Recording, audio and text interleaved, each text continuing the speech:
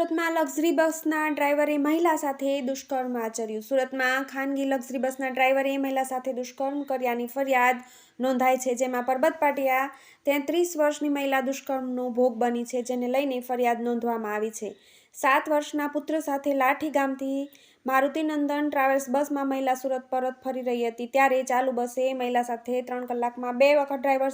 દ્વારા દુષ્કર્મ આચરવામાં આવ્યાનો આક્ષેપ મહિલા દ્વારા કરવામાં આવ્યો છે. મહિલા લાઠી જતી હતી ત્યારે ટિકિટ ઉપર લખેલા તેના મોબાઈલ નંબરના આધારે ડ્રાઈવરે સંપર્ક કર્યો અને અવારનવાર ફ્રેન્ડશીપ રાખવા દબાણ કર્યું હતું, જે આરોપીની ધરપકડ કરવા પોલીસે ચક્રો ગતિમાન કર્યા છે. બનાવ બનતા જ સૌરાષ્ટ્ર પંથકમાં ચકચાર મચી જવા પામી છે. આ કામે હકીકત એવી છે કે આ કામે ભોગ બનનાર પોતે અમરેલી લાઠી પોતાની બહેનના ઘરે ગયેલો અને ત્યાંથી ટ્રાવેલ્સની બસ મારુતિનંદન ટ્રાવેલ્સ લક્ઝરી બસમાં મુસાફરી કરી રહેલ તે સમયગાળા દરમિયાન ટ્રાવેલ્સના ડ્રાઈવરે બનાવના દિવસે રાત્રિના 2:00 થી 5:00 દરમિયાન તેની સાથે તેની મરજી વિરુદ્ધ શરીર સુખ માણેલ હોય અને આનું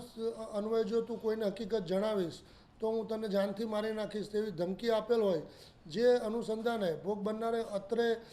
કાપોદ્રા પોલીસ સ્ટેશન ખાતે ફરિયાદ આપતા તેઓની ફરિયાદ હકીકત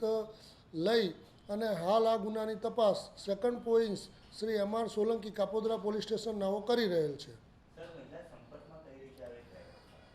આ કામે હકીકત એવી છે કે આ મહિલા અત્રેના સુરત શહેર ખાતે રહેતા હોય અને તેઓ પોતાની બહેનના ઘરે તારીખ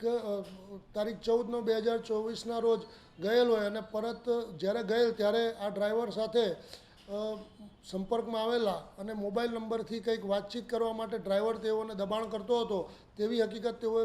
ફરિયાદમાં જણાવેલ અને પરત ફરતી વખતે પણ આ જ બસમાં તેઓ આવેલા અને તેની સાથે આ દુષ્કર્મનો બનાવ બનેલ છે.